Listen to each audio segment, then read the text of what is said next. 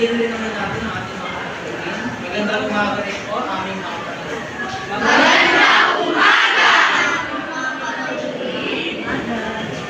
Manatiling nakatayo para sa ating mahinig sa daling makakaya ng presensya. Natawagan si Pakinig mga ating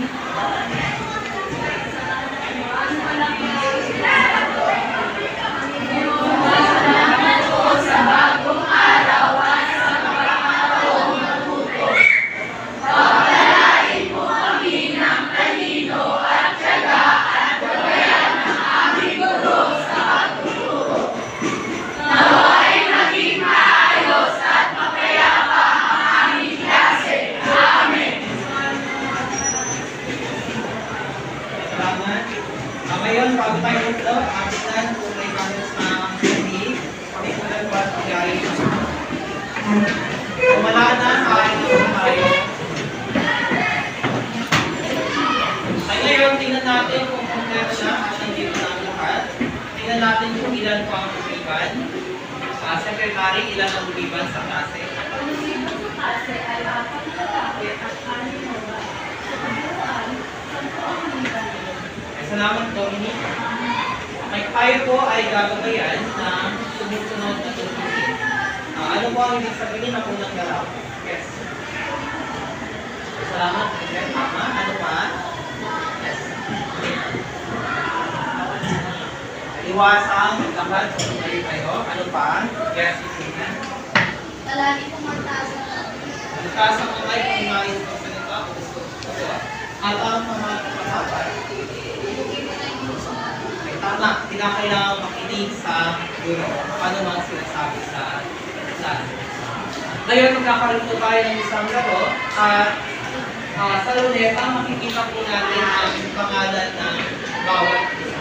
Ang sino mga mapipili, kailang pangalan sa luneta ang sasagot sa tanong tungkol sa pinakuli natin pinakain o nakaraang paksa. Handa na ba tayo? Oo! Okay, ngayon. Narito na po ang ating ulit.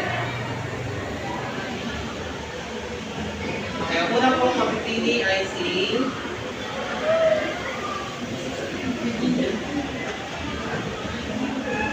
Chiwen. Hindi si ba? At dahil wala si Chiwen, ay interview natin. Okay, sino nga ang mapipili? Ay, nasaan si Kennedy? Kennedy kayo at sa tingin ang Si Don Juan po. basahin ko ng tanong. Sino si Don Juan? Si Don Juan po ang Si Don Juan. si Don Juan po ang tumulong kay Doña Juan. Don Juan. Kay Doña Juan sa Ilan. May salamat. Tawa ba si Kennedy? Kinala si Don Juan bilang gustong anak ng Haring Ferdinand. Okay, so dahil tamang sagot 20, meron siyang papremyo na makikita natin sa mga larawan tungkol sa bilang Ferdinand. So pumili, Melody, pumunta dito sa harap at pumili ng isang larawan. May click na. Click na lang ito sa harap. Pumili lang. Okay, dahil dyan, meron kang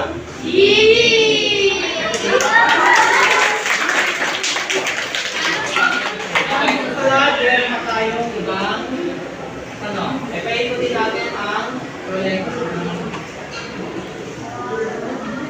Okay, susunod pong napili ay si Jaira. Nasaan si Jaira? Jaira, basahin ang tanong.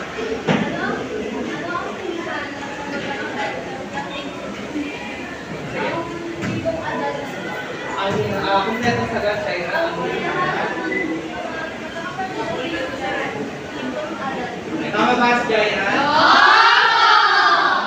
Jaira, lumapit dito at pumili ng papel.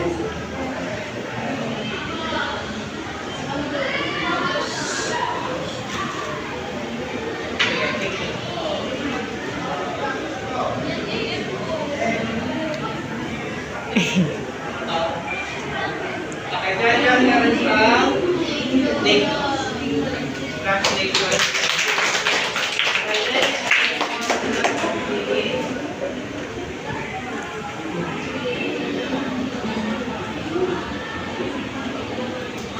Ang susunod ay si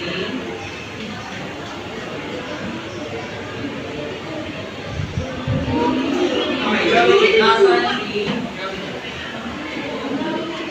Okay, number 3. Bakit pinagtakutan si Pedro at yung Bakit? nagtakutan sila si Pedro at yung Dapat sila ni Don Pedro. Ni Don Pedro. Pedro at yung Ni Don Juan. Dahil, dahil ano yung nararamdaman niya para kay yung pakiramdam na yun? Bakit ano dahilan? Ano dahilan? Dahil mapapakli siya. May maaari, ano pa? O, tulungan nga natin si Jockey din. Sino pa ang nais ko? Yes, Artie. Okay, very good. Dahil dyan, meron ka pamuling preview natin. Meron ka okay, yan. Congratulations po sa mga nakapit na okay, ngayon, dadako na tayo sa pangalawang bahagi. So, makikita po natin sa screen ang mga salita sa loob ng kahon. So, gagawin po natin, mag-iisip tayo ng isang tauhan sa loob ng korito. At titignan natin anong kaparehong katahilan natin. Ay meron ang tauhan.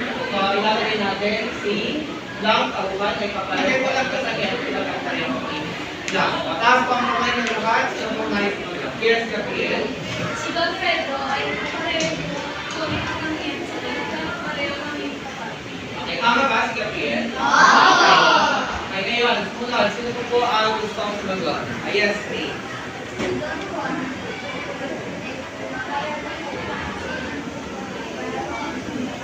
Okay, salamat. Tama po ang kanyang pag-iisip. Okay, dahil tama ang kanyang sagot, bigyan naman natin sila ng mahusay ka. Pag sinabi natin mahusay ka, isa, dalawa, tatlo, mahusay. Okay, sabay-sabay na, again.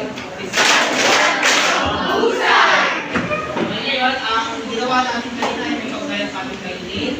Basahin na ang ating layunin kahit diba?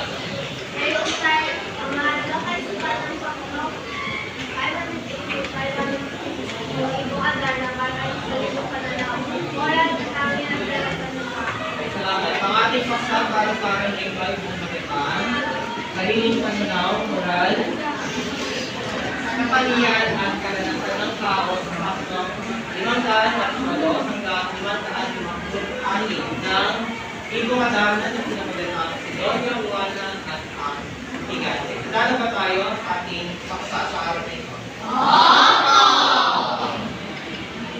Upang bigyan linaw at paliwanag ang unang bahagi, tinatawagan si Eugene Abogado at palitangbalan ang sariling pananaw ng kapanian at kalasal ng tao. Piling po tayo sa kanya. Eugene, maaari na magsimula. Ang ating tatalakayin ang kahulugan ng sariling pananaw, moral katangian at karanasan ng tao. Una, ang sariling karanasan.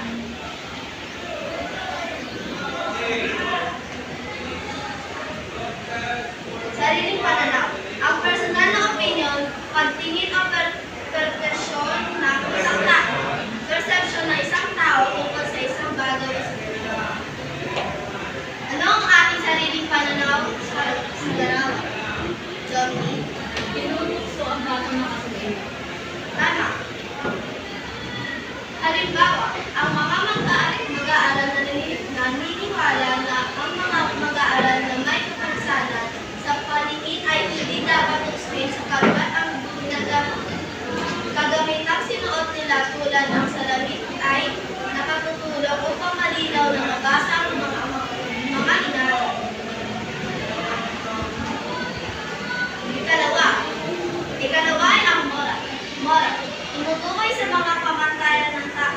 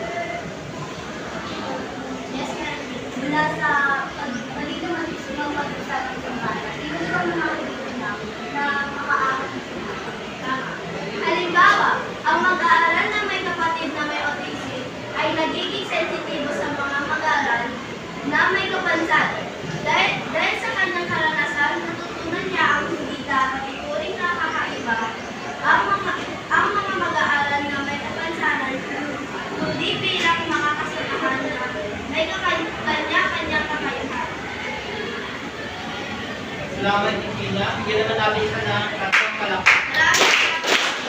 Salamat, Regina.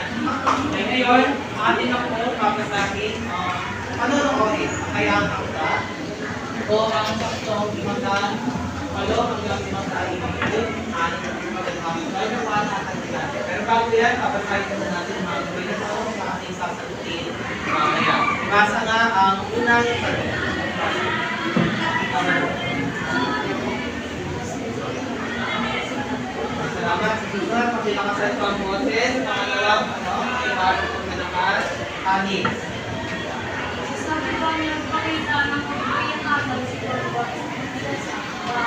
Salamat. At number 3, pakibasa ng malakas. Yan. Paano ginamit ni Don Juan ang kanyang karanasan upang matalo ang lahat? Salamat. Okay. Tulad ng dati, gagabayin tayo ng mga kagustuhan ng larawan sa Panginoon. May dala ba tayo manood? Ito na po ang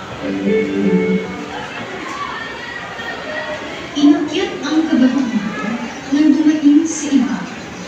Sa gitna ng kasabihan ay may balong na dati. Sa tuwan ay naglita. Balong ito ay iwan. Ang mabuting gawin kaya usunod ng maunang. Nagtali na niyong lupa at sa balong nakasigat. Ang baon sa puso't bibig handa sa masasama.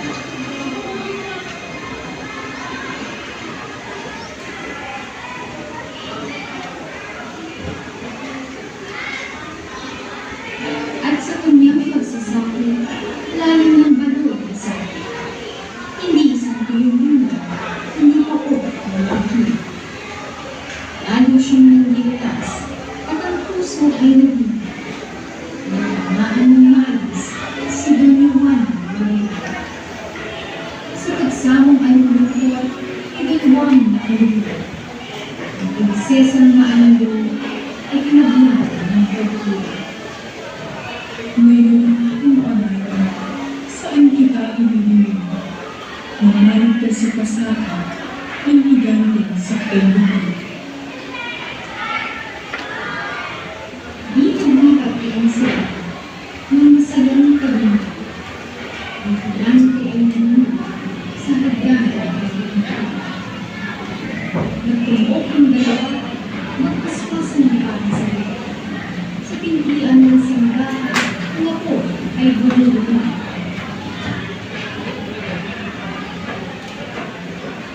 Nang patay na at sunod, ang higante ay bulok pa. Sa kaganap na natuwa, si Doña Juana nito. O duman aking santay, hindi bang aalis ka ka? Dito ay may iwan pa ang sukong sa Diyos. Paringan mo at sunduin, sa ngalan ko ay sabihin. Siya'y parito na lumit, at ibig ko ang kausap. Ngunit ibig may pangalan, ang pagsundo mo sa kanya. May tangkilik kay Leonora ay Septiembre ang palangan. Nabigla ang prinsesa sa bagong kanyang nakita. Inubaga na lamang kapanganin iyang buhay. Umisip na panagpunta, balong ito ay kailangan. at pero nagtatapos ang bahagi ng kwento. Naunawahan mo natin ito. Ang behind ko na yung naunawahan, isasagutin mo natin ang mga tanong. Sino po ang tayo sa pagod sa unang tanong? Sino ang niligtas ni Don Juan? Sagutin ang unang tanong. Niligtas si Don Juan mula sa higante ay si Doña Juan. Tama ba siya? Dalawang tanong. Masasabi bang nagpakita ng kabutihang asal si Don Juan sa prinsesa at nakit? Sino pa ang nais sumagot? Itaas po ang kamay ng lahat. Itaas ang kamay. Okay, sagutin niya ang tanong. Yes, Melissa. Opo, sapagkat inalay naman ng buhay para maligtas si Don Juan. Okay, tama. So, makikita natin doon ang kabutihang asal na ipinakita ni Don Juan dahil siya ay pagmalasakit at matulungin sa kanyang kapwa. Okay, next, number 3. Paano naman ginamit ni Don Juan ang kanyang karanasan sa matalo ang higante? Kung matatandaan natin ay nagkaroon siya ng karanasan sa pagkakalap ng ibon. Tama? Sa ibong Adana, ginamit niya ang ibong yun. Paano niya nagamit ang talasang yun? Sa pagtalas ng gigante. Sino pang may ito? Taas pang kamay ng tatat. Okay, sino pang may sumagot? Yes, Ian. Ginamit po ni Gongwan ang kanyang katutunan sa paghanap ng ibang Adana para talunin ang gigante. Okay. Paano niya ginamit ang Ginamit niya ang karanasan niya po sa pagkatay sa paghanap po sa ibang Adana para patayin ang gigante. ano yung ginamit niya dyan? Ano yung natutunan niya mula doon sa unang karanasan niya? Ano yung natutunan niya? Ano yung natutunan niya? Ay, ugali, kaya katangian, ito. Meron ba? Okay, tama. Magiging matapang. Pag hindi agad-agad sumuko si Don Juan, ay nakalunin ang gigante tulad ng ginawa niya sa pagpanap sa ibon. Hindi siya agad-agad na sumuko. So, makikita natin ang kanyang katapangan at magiging matyaga ay sa mga okay, ngayon, upang makita kung talagang ating naunawa ng ating paksa ay magkakaroon tayo ng pagtatanggawan. So, pagtatanggawan ito ay pipili ko ang bawat pangkat. Ang unang pangkat, ikalawa, ikatlo, ikaapat mula sa mga pamilya. Sa number 1, pag-meet, sino po ang nais kukuha nito? Okay, group 3, pangkat tatlo. Sa bilablaan naman po, sino ang nais kukuha nito? Okay, ang group 2. Sa 3 pagsulat ay ang group 1 at sa 4 ay ang group 4. Okay, narito po ang panuto para sa bawat gawain. Sa una, sa pag-ungit ay pag-ungit ng isang bagay na sa gusto nila kultural ni Don Juan sa Pinagod. Sa dalawilaan naman po, nakakakita na may prinsip na nakakakita ng karanasan ni Don Juan sa pagharap sa mga hamon mula sa Pinagod. So number 3, pagsulat. Susulat tayo ng slogan tungkol sa katangiang nalimabaw sa Pinagod. At number 4, ulat balita tungkol sa kabayanin ng ginawa ni Don Juan. Bibigyan ko kayo ng ilang minuto para pagkandaan ito. Narito po ang ating mga pamansayan. Okay, doon sa ating isa sa dalawa pagkakal. So, una po, paunahin sa maksa. Pangalawang presentasyon at ang paatso kayo ang conference. Dala po ba tayo? Okay, so upang makapag-usap ng maayos, ay gagawa tayo ng ito. Ngunit hindi tayo ng proyekto. So, pag sinabi kong una, tayo po ay tatayo ng sabay-sabay. At sinabi kong pangalawa o dalawa, tayo po ay nakahawak sa upuan. Ang tatlo naman po ay para sa pag-ikot. Okay, lipat na tayo at number 4 o pang-apat, tayo po ay sabay-sabay. So, panatiliin po ang paglikitan ng mag-islas. Isa, dalawa, tatlo.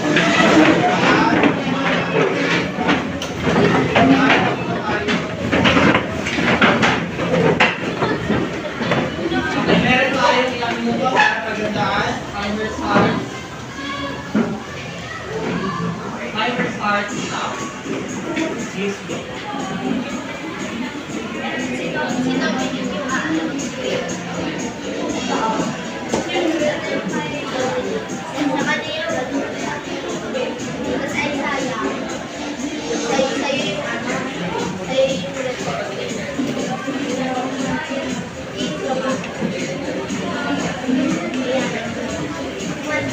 Hanggang saan ba? Hanggang ito, nakatago. Matagal na. Nakatago. Matagal na.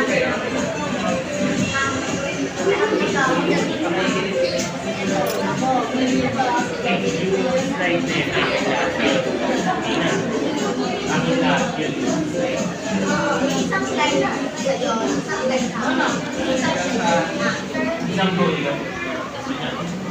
Okay, tapos na. Okay, tapos na po ang oras natin. Kayo po ay babalik tayo dun sa ating ayos. Hindi tayo na mag-yero. Okay, ganun pa rin. Isa, tatay ko. Mamaya, sabay-sabay po tayo. Okay, pinapaalala ko lang. Isa, tatay ko at pangalawa ay nakawag sa pan, tatlo, ay ikot, then apat. Okay, ready? Isa, dalawa, tatlo,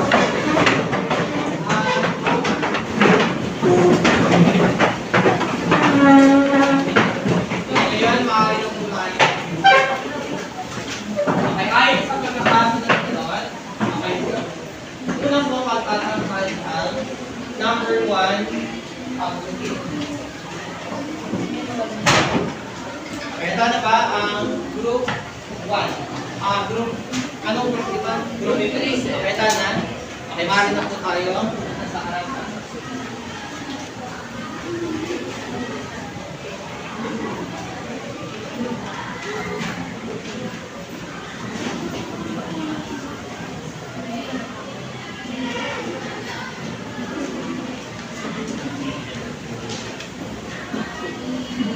Magandang umaga sa inyong lahat. Ako nga po pala si Shana ng Edisoknes, ang leader ng Mutri.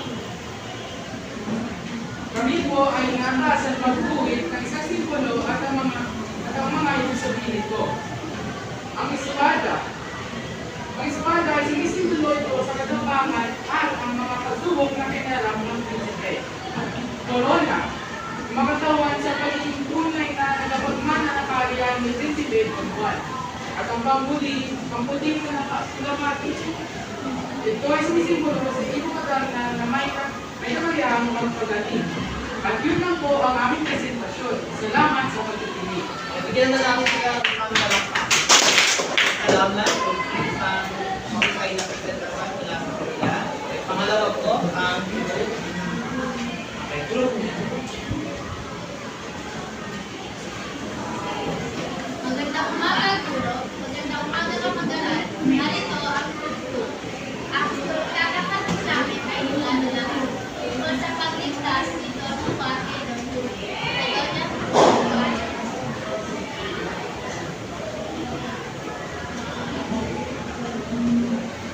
mahina at may takot.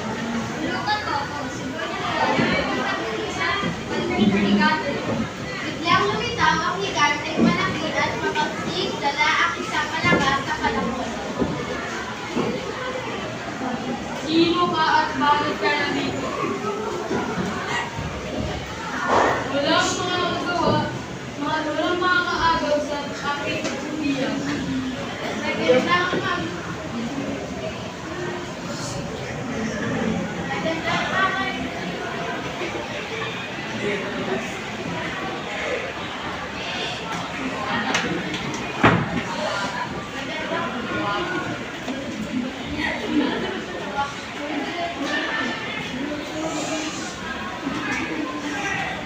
lumaban si Don Juan, hawak ang kanyang espada. Ang higante ay umatungan at tumakbang ng malakas.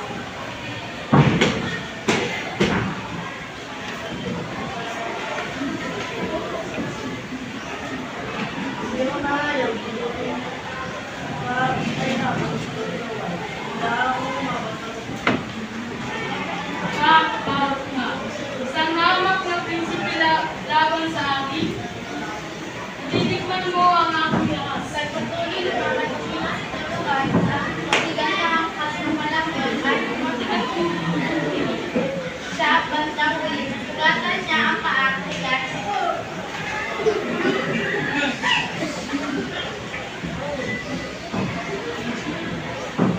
Tawad ang isang lubid mula sa toy. Don Juan, ito ang lubid, gamitin mo. Ginamit ni Don Juan ang lubid upang nasusin ang higante sa huling lapat ng espada na tago niya ito. Si Don Juan ay bumaba mula sa toy. Ngayon,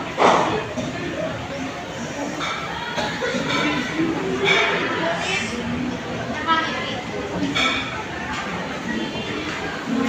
Maraming salamat, Don Juan. Kung hindi tayo sa iyo, hindi ako bibigyan.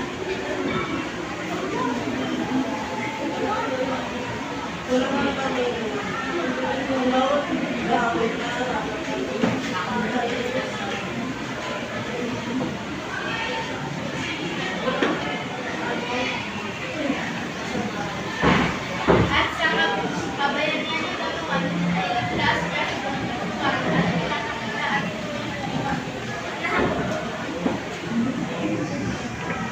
Katapangan at pagbuhin ng loob.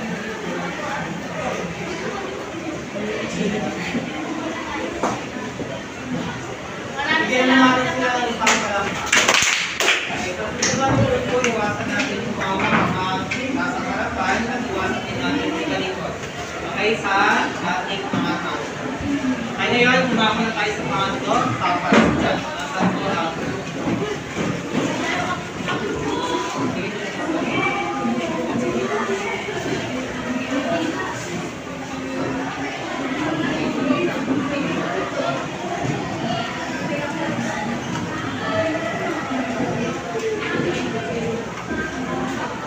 Magandang umaga, Guro. Magandang umaga, Ma'am. At magandang umaga sa inyong mga mag-aaral.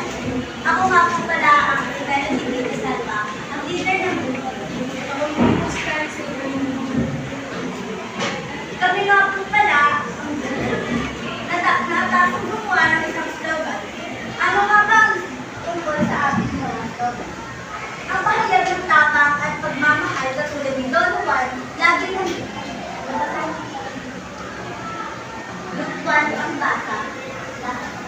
Tapang at pagmamahal katulad ni Don Juan, laging handa sa kabutihan. Ang pahayag ng tapang at pagmamahal katulad ni Don Juan ay laging handa sa kabutihan. Ay naglalarawan ng isang taong may katanggihan ng tapang at pagmamahal. Ang tapang at pagmamahal ay nagpapakita ng isang taong may katapangan na harapin ang mga hamon at pagsubok sa buhay. Ngunit may kasamang pagmamahal at pag-aalaga sa mga taong nakapaligid sa kanya. Yun lang po ang aming presentasyon. Maraming salamat po. Salamat, Group 1. Bigyan naman natin sila ng isang palakpakan.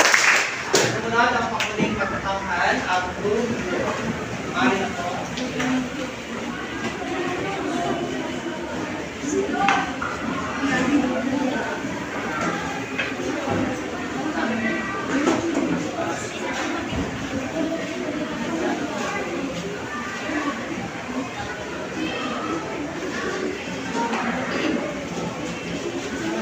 Naka-record pa. Tinugod ka pa. Ganda umaga, Guro. Maganda umaga, mga kapatid. Ganda umaga din po, Ma'am. Kami ang Group 1, ready na kami magbahagi ng aming presentasyon sa inyo. Ako nga pala si Eugenia Luis Mugados, at ako ang leader ng Group 4.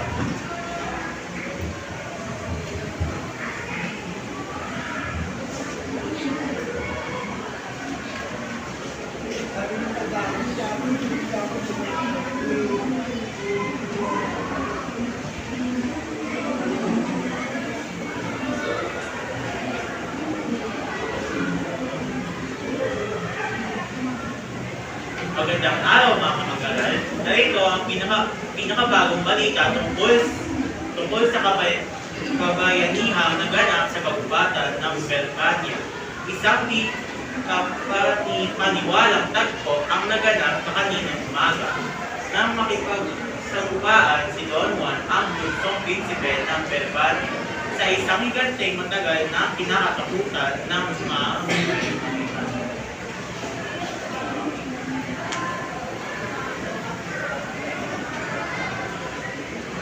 Ayon sa mga saksi, narinig umano ni Don Juan ang mga daing ng isang dalaga habang siya ay naglalakad. Agad niya itong pinuntol at natuklasan si Doña Juana. Si Doña Juana pala ay bihag ng naturang higante. Hindi nagpatumpik-tumpik si Don Juana. Itbit ang kanyang espada at labasan. Buong tapang niya hinarapan dambuhalang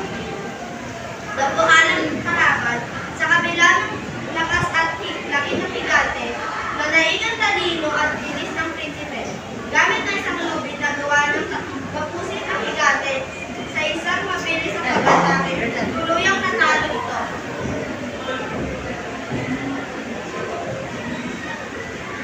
Kung hindi ko talaga Don Juan, baka po hanggang ngayon ay ginagabayin ako ng higante. Hindi ko makakalimutan ang kanyang kabayanihan.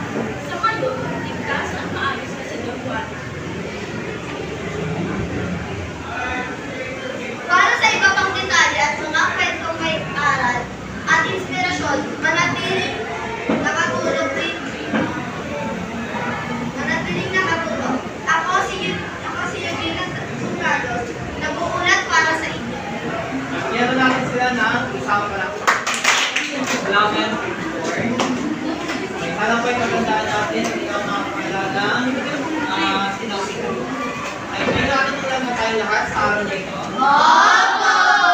Kanina, matatandaan niyo ay may binigay akong maliliit na papel na magsisilbing barya. May coin. Susulat po natin sa coin ang natutuhan natin mula sa ating paksa kanina. Sulat na po at ililagay po natin sa board.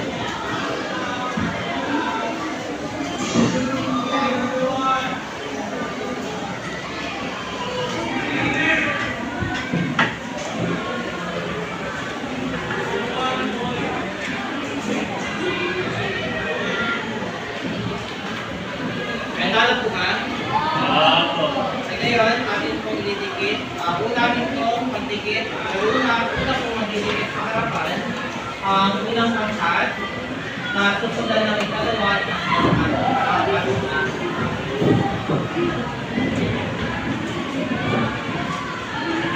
May unang pangkat, narin pong magdikit sa harapan.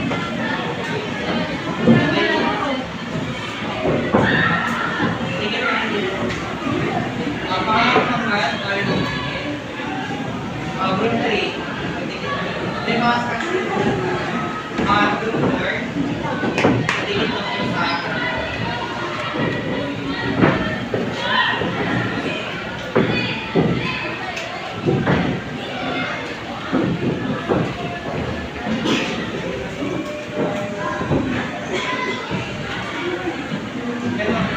dikit na po natin sa palikot ng balon na nasa pisat.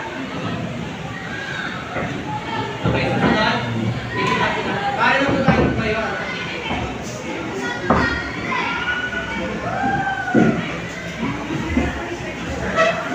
Di ba po?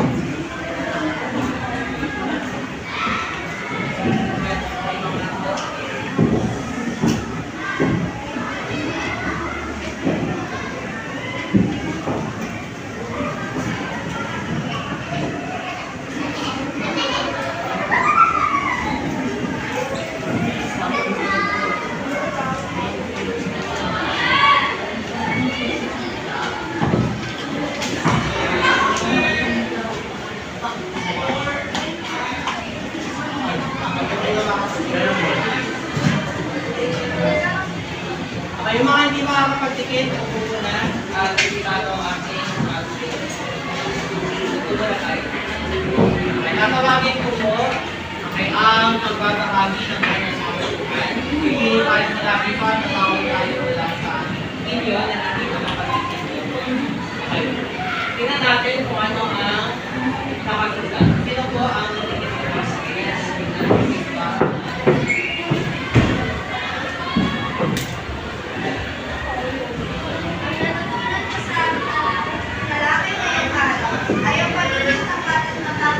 Malay na. Salamat. Isang palakpak naman kay okay, so sa ibang hindi naman nakapagdikit, tingnan natin ang sagot nila. Sino po ang nais magbahagi ng kanyang sinulat? Yes.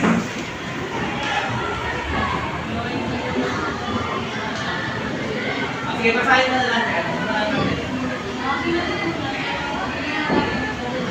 Okay, salamat. Ano pa? Yung mga hindi nakapagdikit, yes. Okay.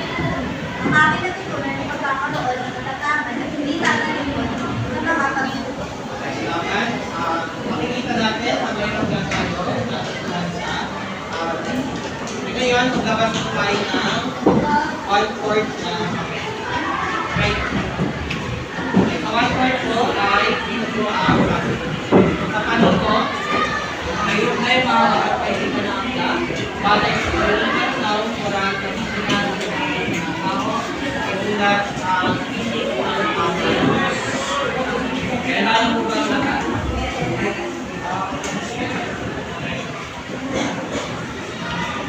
Okay, para po sa number 1. May lahat na po ng tingin para sa unang kita. Ano ang ipinakita ni Don Juan sa kanyang paglaban sa ikat? May A, katalinuhan at pagiging malukit. B, tapang at punanay sa kapungan sa Prinsesa Juana. C, kagalakan sa pagkakapan ang tubo at letter D, pagkakatay ng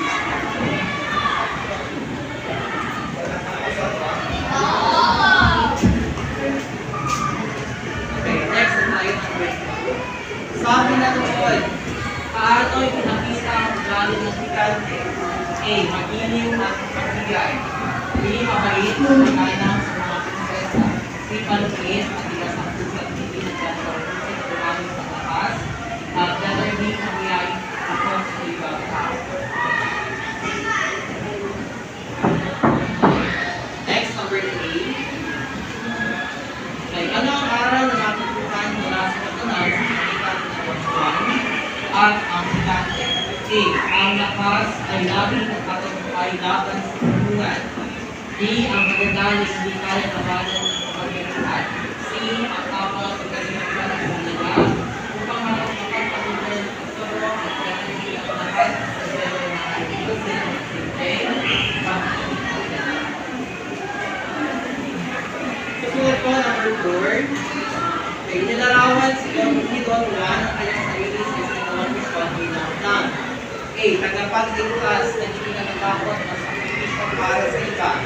B. Kung sabihin na hindi kayang harapin ang gigante.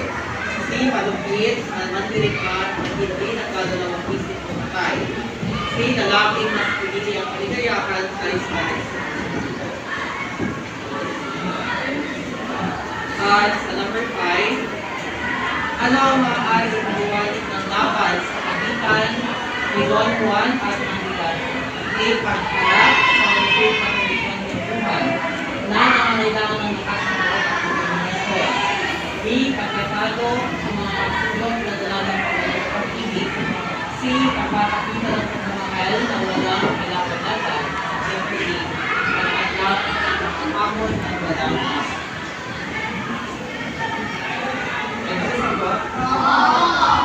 Tapos na ay kukolect rin ito ng ating mga leader. Ibigay na po sa leader ang magpapaling ng papel ang group 1 at group 2, group 3 at group 2.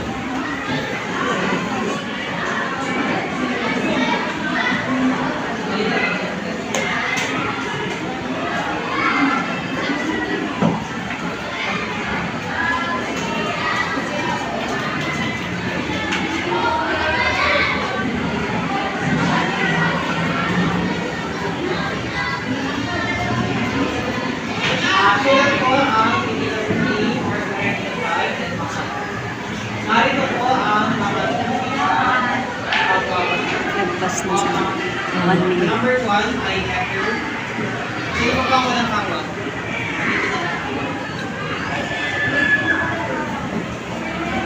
Number 1 ay B, number 2 ay C, 3, C, 4, A,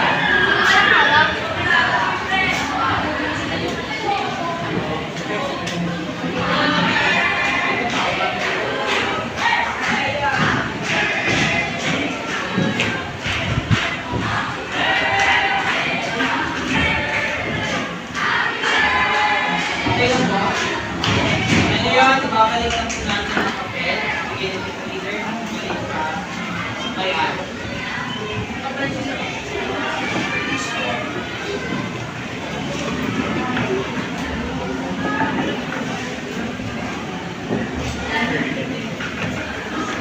Ngayon, titingnan po natin kung ilan ang nakuha natin ating score.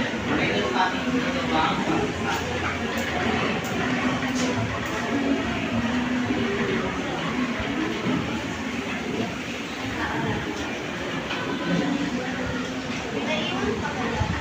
May lahat po ng ating nakapapel.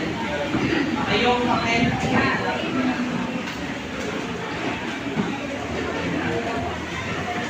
Ilan po ang nakakuha ng 5? Ilan na nakakuha ng 4? 3, 2, at 1. Okay, para po sa mga magbababa ang score, magbibigay na lamang po ng iba pang gawain na makikita po natin sa PC mamaya. Bisitahin po ang PC para sa gawain. Okay, so dyan po nagtatapos ang ating klase para sa araw nito. Salamat po sa aking paalam, grade 7.